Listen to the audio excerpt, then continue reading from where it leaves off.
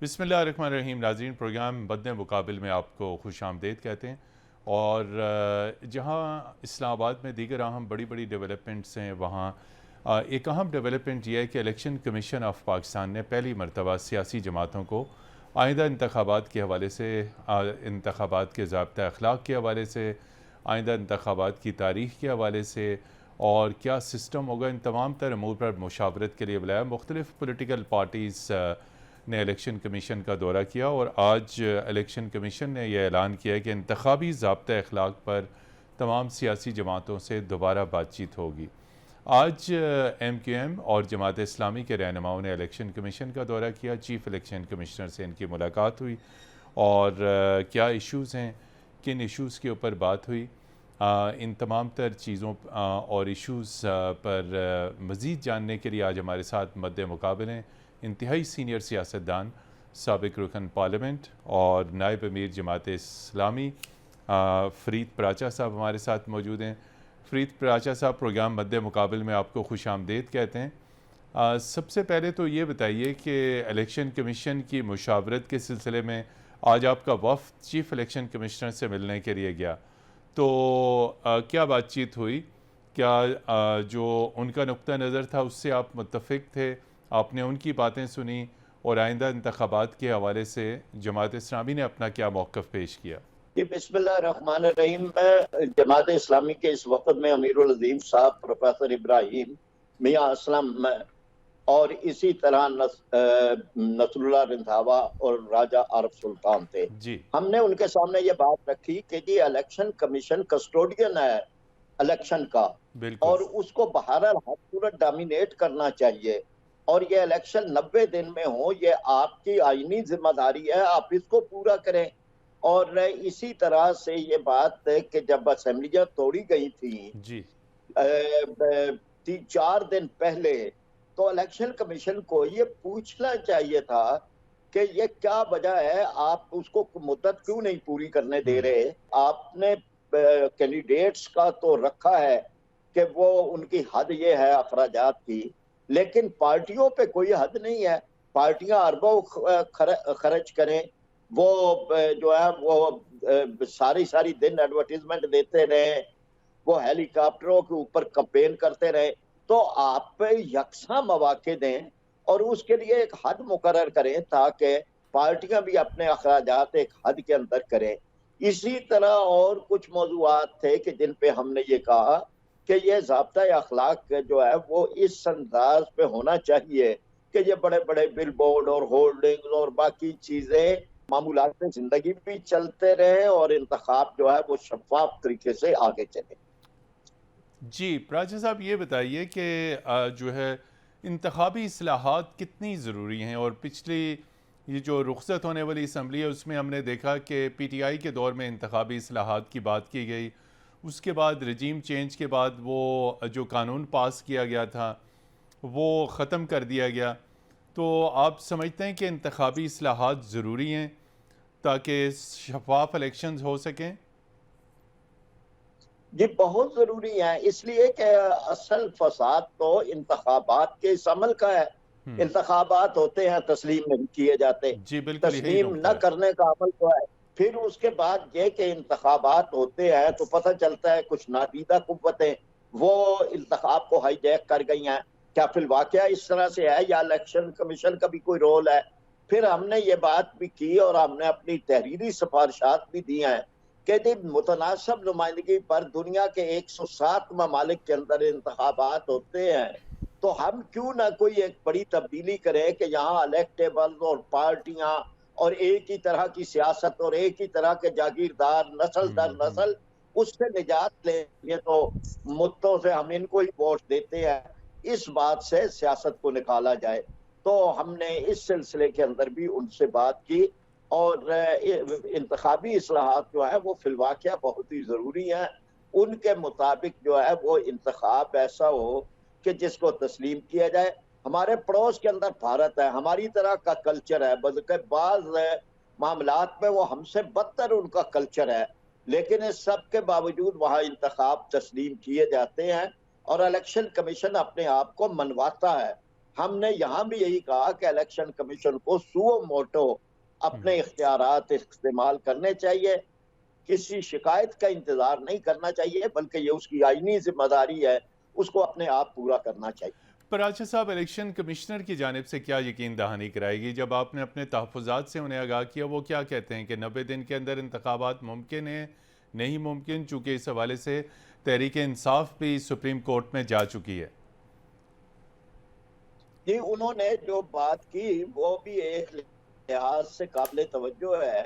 उन्होंने कहा कि हमने ये बात कि मर्दमशुमारी जो है वो करवाएं, ये हमने पीटीआई की हुकूमत को भी लिखा, पीडीएम की हुकूमत को भी लिखा, जी। और ये जिम्मेदारियां पूरी नहीं की गई।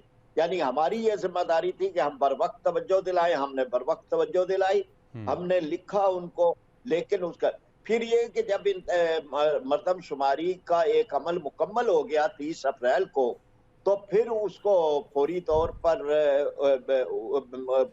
उसको एक्सेप्ट किया जाना चाहिए था और हुकूमत की तरफ से उसका नोटिफिकेशन होना चाहिए था। वो नहीं हुआ। जो चीजें आईन के अंदर होनी चाहिए, हुकूमतें उसको बर वक्त नहीं करती, जिसकी वजह से इंतखाबात जो है वो आगे होते हैं और उसका लिहाज से जो जिम्मेदारी होती है हुकूमतें, वो अपनी जिम्मेदारी पूरी नहीं करती। तो हम ये जी। समझते हैं कि इलेक्शन, जी। बाकी उन्होंने कई बातों से हमारा इत्तेफाक किया। मसला हमने कहा कि जितने भी आपके फॉर्म है, रिजल्ट फॉर्म वगैरह, उन्हें उर्दू में होना चाहिए। उन्होंने इसे तस्लीम किया। हमने ये बात कही कि रिजल्ट के ऊपर जो उसका परफार्मा होता है, उस पे जहाँ हिंसों के अंदर वोट लिखे जाते हैं, वहाँ फिगर्स के अंदर भी, वहाँ जो है डिजिट्स में, यानी डिजिट्स में। लफ्जों के अंदर भी जो है लिखा जाए, ताकि उसमें फिर कोई रद्द बदल ना हो सके। तो इससे भी उन्होंने इत्तफाक जो है वो किया। प्राची साहब, ये बताइए कि उम्मीदवारों की काबिलियत के हवाले से आइन में भी बाकायदा उसमें वाज़े क्लाजेज हैं, इलेक्शन एक्ट के अंदर भी हैं, लेकिन क्या वजह है कि जब कागजात नामजदगी की स्क्रूटनी होती है तो कई ऐसे कैंडिडेट्स की स्क्रूटनी जो है वो उसमें वो क्लियर हो जाते हैं, नादहिंदा होते हैं, क्रिमिनल्स होते हैं, उनका बड़ा बैड रिकॉर्ड होता है, कन्विक्टेड होते हैं, सज़ा याफ्ता, ये सब चीज़ें। तो क्या स्क्रूटनी के अमल को मज़ीद सख्त किया जाना चाहिए? क्या हो सकता है कि ऐसे एलिमेंट्स जो कन्विक्टेड, सज़ा याफ्ता, नादहिंदा, बड़े बड़े कई कत्ल के मुकदमात में, कई बड़े बड़े मुकदमात में, चूँकि आके पार्लियामेंट में उन्होंने बड़े बड़े अहम फैसले करने हैं? ये बड़ी अहम बात है जिसकी तरफ आपने तवज्जो दी। एक ही क्वालिटी के लोग असेंबलियों में बैठे होते हैं, ज्यादा वो फैसले नहीं हो पाते कि जो अवाम के मफाद के अंदर होते हैं। कागजात नामजदगी की स्क्रूटनी के वक्त आप किसी कैंडिडेट को कहें कि दुआए कनूत सुना दे, या ये कोई जज करने का तरीका नहीं है। ये जज करने का और ना तरीका नहीं दुआए है। कनूत के सुनाने या ना सुनाने जी। या उसके ऊपर फर्क पड़ेगा। हमने जमात इस्लामी ने अपने मंशूर में ये लिखा है कि एक आजाद कमीशन कायम होना चाहिए जो स्क्रूटनी का अमल मुसलसल करता रहे। जिस आदमी ने भी इंतखाब में हिस्सा लेना है वो उस कमीशन से रजू करे, कमीशन उसके बारे में खुद भी छानबीन करे और अखबारात में भी दे, और ताकि उसके बारे में मस्बत मनफी जो भी चीजें हैं वो सामने आए। हाँ, कुछ ये बताइए कि हाँ, जो इलेक्ट्रॉनिक वोटिंग का सिस्टम जो पिछली हुकूमत ने, यानी पीटीआई की हुकूमत ने इंट्रोड्यूस कराया था, उस हवाले से कई एक्सपेरिमेंट्स भी हो चुके थे। आप नहीं समझते कि अब मैनुअल सिस्टम से इलेक्ट्रॉनिक वोटिंग सिस्टम की तरफ आना चाहिए, जिससे इंतखाबात में धांधली का मुकम्मल ख़ात्मा हो सकता है? चूँकि हर चीज़ इलेक्ट्रॉनिक होगी, किसी किस्म का जाली वोट नहीं डल सकेगा। तो इसके ऊपर सियासी जमातों में इत्तफाक़ राय क्यों नहीं हो सका? देखिए ना, इसमें दो तीन चीजें थी। हम खुद इसके मुहर्रक हैं, हम बायोमीट्रिक के मुहर्रक हैं, इलेक्ट्रॉनिक वोटिंग के मुहर्रक हैं जी। लेकिन मैं जो ईवीएम है, इलेक्ट्रॉनिक वोटिंग मशीन है, उसके सिलसिले के अंदर दो तीन बातें थी। एक बात तो थी कि इलेक्शन कमीशन को ये वो मशीनें बनवानी चाहिए और उसकी कस्टडी में हो। जो पीटीआई की तजवीज थी उसमें यह थी कि फराहम करेंगे, तो इसमें बुनियादी तौर पर एक बड़ी खामी थी। हमारे यहाँ जो कुछ हालात हैं, जो बिजली के हालात हैं, जो मुख्तलिफ इलाकों में सिग्नल जो है वो उनके हालात हैं, उनके लिहाज से मैं ये नहीं कर सकते कि पूरा का पूरा इलेक्शन जो है वो कहीं पूरा का पूरा इलेक्शन हाईजैक ना हो जाए। हम्म। तो जो हमारे तहफ़्फ़ुज़ात हैं वो हकीकत पर मबनी हैं। हम्म। तो इलेक्शन कमीशन ने भी यही बात कही थी कि जी हम इसका एक्सपेरिमेंट करेंगे, लेकिन इस एक्सपेरिमेंट को तदरीजन किया जाएगा और इसकी जो खामियां हैं उनको दूर करना चाहिए। जी, फ़रीद पाचा साहब, जो इंतखाबी ज़ाब्ता अखलाक है वो एक इंतहाई अहम चीज़ है, लेकिन अक्सर हम देखते हैं कि इंतखाबात में इंतखाबी ज़ाब्ता अखलाक हवा में उड़ जाता है और उसमें इंतखाबी रैलियों में, इंतखाबी मुहिम में गालम गलोच, एक दूसरे के ऊपर ज़ाती हमले और इंतखाबी ज़ाब्ता अखलाक में इस तमाम तर चीज़ें शामिल हैं कि अपनी कंपेन अपनी लिमिट्स के अंदर करें, नज़रिया पाकिस्तान, मुसल्ह अफवाज, अदलिया, रियासती इदारों के ऊपर किसी किस्म की कोई दुश्नाम तराजी ना की जाए और अपना मंशूर और एजेंडा बताया जाए, साफ़ सुथरी कंपेन हो। पैसों का जिक्र आप कर चुके हैं, ये बताइए कि ज़ाब्ता अखलाक पर क्यों अमल दरामद इलेक्शन कंपेन के दौरान नहीं हो पाता? ये कोई वादो तलकीन नहीं है जी। कि जो कर दे उसका भी भला, जो ना करे उसका भी उसका भला, भी भला। बल्कि ये एक ऐसी इस बाइंडिंग होनी चाहिए कि जिसकी कोई सजा भी हो, जिस पे हम्म। अमल दरामद ना हो तो कोई डिस्क्वालीफाई भी हो जाए। इलेक्शन कमीशन को सुओ मोटो उस पे एक्शन लेना चाहिए। भारत के इलेक्शन कमिश्नर साहब यहाँ आए थे, हमारी उनके साथ एक मीटिंग हुई। उन्होंने कहा जी हमने कभी किसी शिकायत का इंतजार नहीं किया। एक मरतबा इलेक्शन होता है, हम उसका पूरा तजिया खुद करते हैं कि जिन लोगों से हमें खदशा होता है कि ये हमारे नहीं होने देंगे, तो लोगों के ऊपर एक खौफ तारी होता है। लेकिन यहाँ तो हमारे यहाँ कोई नहीं है। यहाँ हम्म। तो इंतखाब हो जाते हैं, पिटीशनें चलती रहती हैं, ट्रिब्यूनल के पास से फैसले हैं वो नहीं हो पाते। तो अखलाकी ज़ाब्ता जो है उसके पीछे एक कानूनी ज़ाब्ता भी होना चाहिए। नाज़रीन, यहाँ पर लेते हैं एक ब्रेक के बाद जब हम हाज़िर होंगे तो हमारे मद्दे मुकाबिल हैं नायब अमीर जमात इस्लामी फ़रीद पाचा साहब, हमारे साथ रहिएगा। जी नाज़रीन, मद्दे मुकाबिल प्रोग्राम में खुश आमदीद और आज हमारे मद्दे मुकाबिल इंतहाई सीनियर सियासतदान नायब अमीर जमात इस्लामी फ़रीद पाचा साहब। फ़रीद पाचा साहब, कुछ अब हम आपसे जमात इस्लामी के बारे में पूछेंगे कि जमात इस्लामी की स्ट्रीट पावर तो पूरे मुल्क में है, बड़े इश्यूज़ हों उसके ऊपर मुज़ाहरे होते हैं, आपकी गैदरिंग नज़र आती है। क्या वजह है कि जब इंतखाबात होते हैं तो इंतखाबात में उतनी जमात इस्लामी सीटें हासिल नहीं कर पाती? क्या किसी आपका अपना क्या एनालिसिस है कि क्या वजह है कि पार्टी के पूरे पाकिस्तान में, कराची में आपकी बड़ी अच्छी स्ट्रीट पावर है, पेशावर में है, केपी में है, बलूचिस्तान में है और फिर नदरन पाकिस्तान में है, तो पार्लियामेंट में उतनी सीटें नहीं आ सकती, ये क्या वजह है? देखिए, इसकी एक बड़ी वजह तो हमारा इंतखाबी निज़ाम है कि जिस जो कॉन्स्टिट्यूंसी ओरिएंटेड है, जिसका पहले भी मैंने जिक्र किया कि जहां पर ना कोई मंशूर को पूछता है, ना अमल को पूछता है, ना माजी को पूछता है, ना कोई ख्याल करता है कि इसकी असेंबली में कारकर्दगी क्या देखा थी। जाता है? सिर्फ पैसे को देखा जाता है? देखा जाता है कि जी इनको ही हम वोट देते हैं, यही पहले से हमारे वोटों के मालिक बने हुए हैं, किस्मतों के मालिक बने हुए हैं, नस्ल दर नस्ल 3-4, खास तौर पर ये जनूबी पंजाब में। और उस लिहाज से ये बात जो है वो फिर होती है। लेकिन हम ये समझ रहे हैं कि अब सोशल मीडिया के और इलेक्ट्रॉनिक मीडिया के एक बहुत बड़े किरदार ने एक बेदारी पैदा कर दी है। अवाम में बेदारी, अवाम में बेदारी है, बेजारी भी है और बेदारी भी है, दोनों चीजें, बेजारी और बेदारी दोनों है। जी हाँ, इन जालमों से बेजारी है और बेदारी भी मौजूद है। आप देखें कि जिस तरह बाज बड़े बड़े जिनके घरों की तरफ लोग तवज्जो नहीं करते थे, आज सोशल मीडिया ने वहां के लोगों का इतनी, वहां पे मैं नाम नहीं ले रहा, लेकिन इतना पैदा कर दिया कि लोग सारी वो अकीदतों के जो बुतखाने बने हुए थे उनको लोगों ने पाश कर दिया। तो ये एक बहुत बड़ी चीज उम्मीद है, इंशाअल्लाह ताला ये चीज चलेगी, ये आगे होगा अभी इन लोगों को, ये तो अपने आप को बदलने के लिए तैयार नहीं है, इन्होंने यही कुछ रहना है। इनके पढ़े लिखे नई नस्ल के लोग भी उसी जहनीत के मालिक हैं।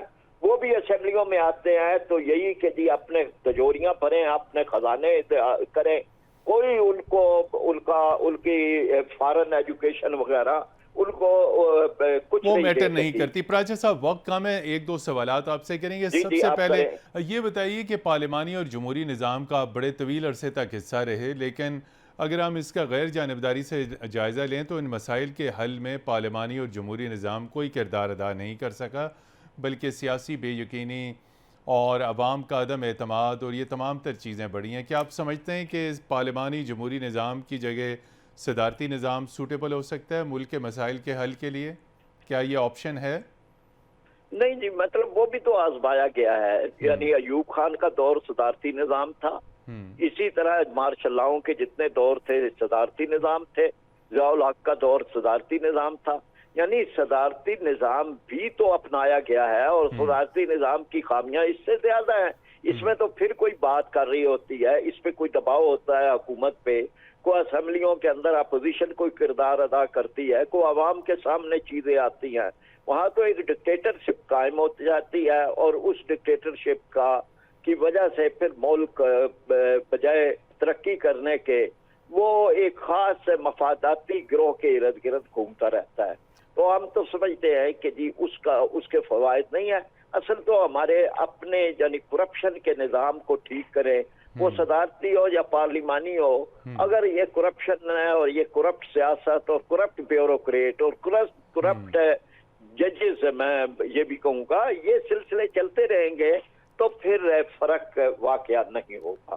तो प्राचा साहब, आप बहुत ही सीनियर सियासतदान हैं, बड़ी असम्बलियाँ आपने देखी, बड़े सियासी उतार चढ़ाव देखे, लेकिन गुज़िश्ता 2 बरसों में 16 महीने ये और उससे कुछ महीने पहले सियासत में जो बहुत ज़्यादा तलखी आ गई है, जो इनडिसेंट कम्युनिकेशन जिसे हम पॉलिटिकल कम्युनिकेशन कहते हैं, वो बहुत तनज़्ज़ुली का शिकार हुई है, जिसकी वजह से अदम बर्दाश्त हद से ज़्यादा जो है बढ़ चुकी है और सियासत में अदम बर्दाश्त के साथ तशद्दुद का एलिमेंट भी आ चुका है, जो हमारी जो यकीनी तौर पे हमारी यकजहती है, हमारी हमांगी है, सियासी हमांगी, उसके लिए बहुत ख़तरनाक है। एक पर्टिकुलर मकतबा फ़िक्र जिसे हम खुल के तहरीक इंसाफ कहते हैं, उसकी जानिब से ये चीज़ सामने आई और ये फिर नौजवानों में रासिख हो गई कि दूसरे को बर्दाश्त नहीं करना।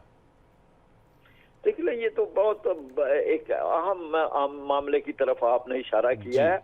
हम बहसीत कौम अपना करैक्टर जो है उसको खो रहे हैं। यानी कौमों का एक किरदार होता है, कौमों का एक करैक्टर होता है। हमने नई नस्ल को बर्बाद कर दिया है। हर घर के अंदर एक बदतमीज पैदा कर दिया है जिसको कोई लिहाज नहीं, बड़े का, छोटे का, बाप का, भाई का, किसी का भी कोई लिहाज नहीं है। ये चीजें ठीक होने की जरूरत है। यानी हमने तो मौलाना मौदूदी रहमतुल्लाह अलैह और चौधरी मोहम्मद अली और नवाबजादा नसरुल्लाह बड़ी कदावर शख्सियत के शाइस्ता सियासतदान देखे थे, काजी हुसैन अहमद, प्रोफेसर कपूर, शाह अहमद नूरानी साहब, नाम लेते चले जाए, बड़ी बड़ी शख्सियात थी, शाह अहमद नूरानी, मुफ्ती महमूद। यानी ये जो है कि हम कहाँ पे खड़े हैं, हमें इस तरफ भी सोचना चाहिए। यहाँ पर लेते हैं एक ब्रेक और ब्रेक के बाद आपकी खिदमत में फिर हाजिर होंगे, हमारे साथ रहिएगा। जी नाज़रीन, प्रोग्राम मद्दे मुकाबिल में खुश आमदीद। और प्रोग्राम के आखिरी सेगमेंट में हमारे मद्दे मुकाबिल हैं एक इंतहाई सीनियर साबिक पुलिस अफसर, साबिक inspector general of police Islamabad Tahir Alam साहब, जिन्हें क्रिमिनोलॉजी में जराइम के तदारक का वसी तजर्बा है, काउंटर टेररिज्म का बहुत वसी तजर्बा है, इंटेलिजेंस और इन्वेस्टिगेशन में इन्होंने बहुत सर्व किया। ताहिर आलम साहब, प्रोग्राम मद्दे मुकाबिल में खुश आमदीद। और आपकी तवज्जो दिलाएंगे, आज inspector general of police Punjab ने इंतहाई अहम प्रेस कॉन्फ्रेंस किया सानिया जड़ावाला के हवाले से। उसमें उन्होंने कहा है कि इसमें दुश्मन इंटेलिजेंस एजेंसीज़ का हाथ खारिज अज़ इम्कान नहीं। तो आप तो पुलिस में पंजाब के मुख्तलिफ डिस्ट्रिक्ट्स में रहे, तो ये किसकी ज़िम्मेदारी है अगर ये दुश्मन का हाथ है ऐसे हादसात के अंदर, जिसने पूरे पाकिस्तान का तशख़्ख़ुस मजरू किया और बहुत एक परेशानी और तशवीश की सूरत हाल बनी पूरे पाकिस्तान के लिए कि मसीह बरादरी की इबादत गाहों पे हमला किया गया, इनकी रिहाइश गाहों पे हमला किया गया, तो एक गैर मुल्की हाथ का इशारा तो कर दिया जाता है, लेकिन उस हाथ को काट क्यों नहीं दिया जाता? मेरा ख्याल है कि इस पर शायद अभी आईजी साहब तबसरा नहीं करना चाहते या बताना नहीं चाहते। ये मेरा ख्याल है कि हमारी प्राइम इंटेलिजेंस एजेंसी या हमारा जो आर्मी का ताल्लुकात आमा का शोबा है, उनकी तरफ से इसकी वजाहत की जाए कि क्या इंडिया के खिलाफ सबूत जो है हमें मिले हैं इस सिलसिले में। बाकी जहाँ तक क्रिश्चियन कम्युनिटी का ताल्लुक है, समझता हूँ ये वाकयात इससे पहले भी पेश आते रहे हैं, अगरचे उस तादाद में नहीं जो इंडिया में है, लेकिन इन वाकयात का कला कमा हम उसी सूरत में कर सकते हैं जब इनके मुलजमान को करार वाकई सजा मिले। वो मुलजम जो जिन्होंने कुरान पाक की बेहुरमती की, उन्हें भी सजा मिलनी चाहिए, और इसके साथ साथ जो लोग इस बुनियाद के ऊपर किसी दूसरे मुखालिफ फिरके पर या अपनी अक़लियत पर चढ़ दौड़ते हैं, उनको अगर हम सही मायनों में सजा दें। जी ताहिर आलम साहब, एक चीज़ ये बताइए कि तमाम हमने ऐसे जो वाक़यात देखे हैं, ये जो तौहीन मज़हब से मुतल्लिक़ हैं, तो कुछ ये बताइए कि दरख्वास्त जब किसी भी गिरोह या फ़िरके की तरफ से आती है तो पुलिस को चाहिए कि उसकी तहकीकात करे पहले। पुलिस भी प्रेशर और दबाव में आके FIR फ़ौरी तौर पे दर्ज कर देती है और नतीजतन फिर वायलेंस की तरफ सूरत हाल जाती है। तो क्या कोई तरीक़ाकार है पुलिस के पास कि इस चीज़ की बाकायदा तहकीकात करे, उन्हें कहेगी जी हम इसमें देखते हैं, हक़ाइक़ जमा करते हैं, और ये तमाम चीज़ें बाईपास करके फ़ौरी तौर पे FIR दर्ज हो जाती है? तो इस सिस्टम में कैसे बेहतरी आ सकती है? असल में पुलिस अक्सर जो अहम केसेस होते हैं, बहुत से अहम केसेस में पुलिस अंडर प्रेशर रहती है, मीडिया की तरफ से, सोशल मीडिया और कई ऑर्गेनाइजेशन जो है, मजहबी तंजीमें जो है, उनकी तरफ से अंडर प्रेशर रहती है, जिसकी वजह से ना सिर्फ FIR काट दी जाती है, बल्कि इन्वेस्टिगेटिंग अफसर को सही तरह से तफ्तीश करने की भी हिम्मत नहीं हो पाती कि वो तमाम हालात सामने लेके आए। दूसरी बात ये है कि बाज़ औक़ात तौहीन की होती है, लेकिन वो तौहीन आपस में कशमकश जब होती है दो ग्रुपों के दरमियान में, यानी एक तरफ एक मुसलमान एक ईसाई है, वो एक दूसरे से बहस कर रहे हैं, उस बहस के दौरान जब कोई जुमला निकल जाता है तो उसको पकड़ लिया जाता है जी। अब मसला ये है कि हमारे यहाँ जो सजा है कुरान पाक की बेहुरमती की, ये उम्र कैद है, और उम्र कैद से कम नहीं है, उम्र कैद से कम नहीं है। हाँ, और रसूल करीम सल्लल्लाहु अलैहि वसल्लम की शान में गुस्ताखी की सजा सजाए मौत या उम्र कैद है, और उम्र कैद से कम नहीं है।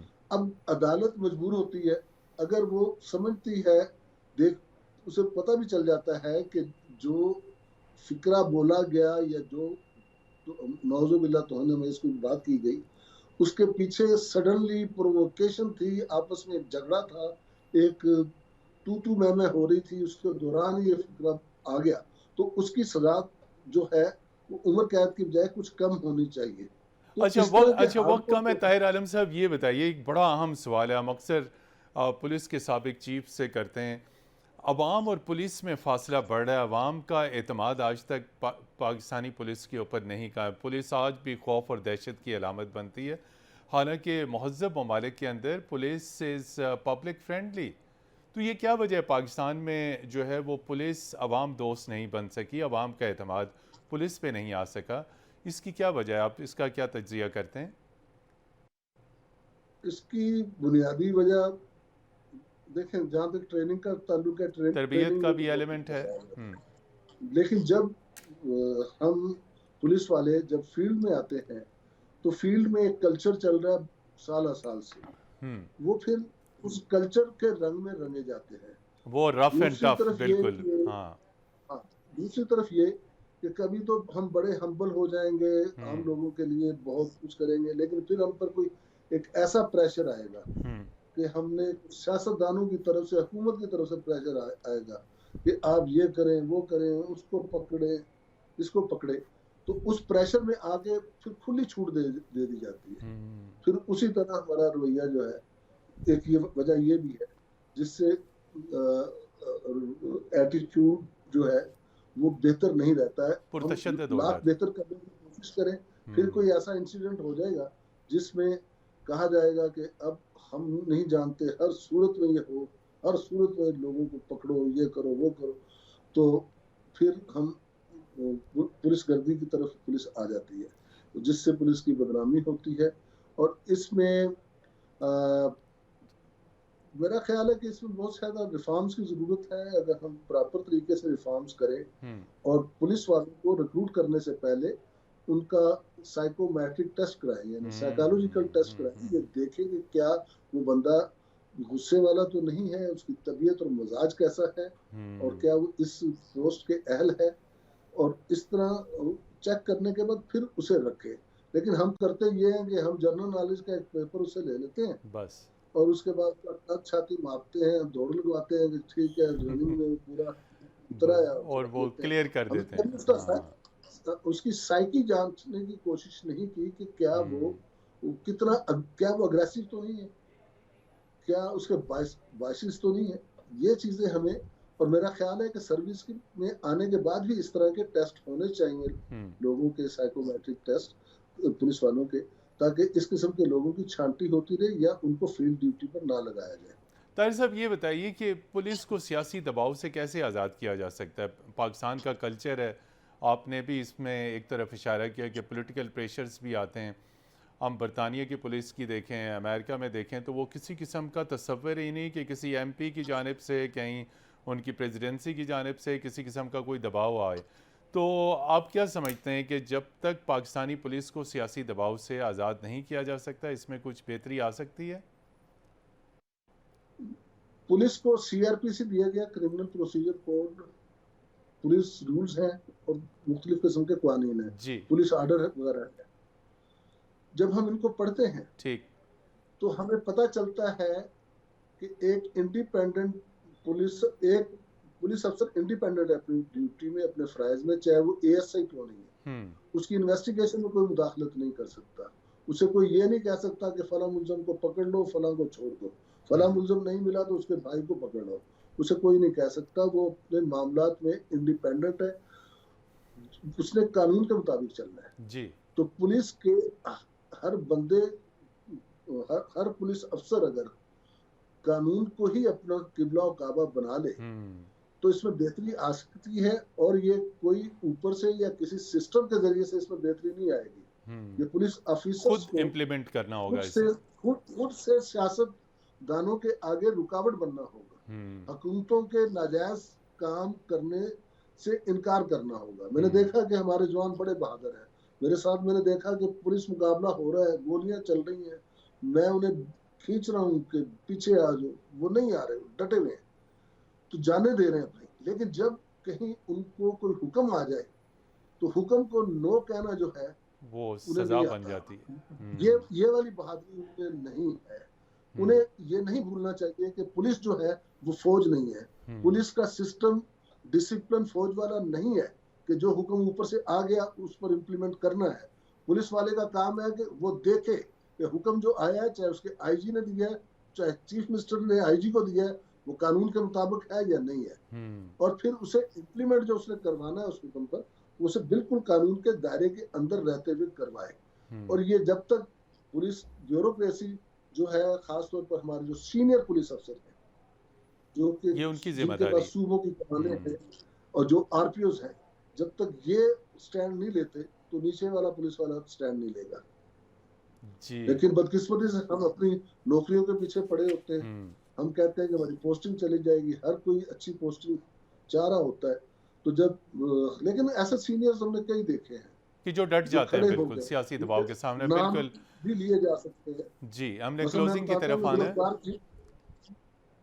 जुल्फकार चीमा साहब को अगर जो एक जमात के साथ समझा जाता है, हाँ, लेकिन उस जमात के लीडरों के आगे भी वो साफ बात कर देते थे कि ये काम नहीं हो सकता। गुजरावाला में रहते हुए उन्हीं की जो जिस पार्टी ने उन्हें लगा रखा था, उस पार्टी को शिकस्त हुई ज़िमनी इलेक्शन में, सब उनसे नाराज हुए, लेकिन उन्होंने ज़िमनी इलेक्शन के दौरान गैर जानिबदारी से अपना किरदार अदा किया।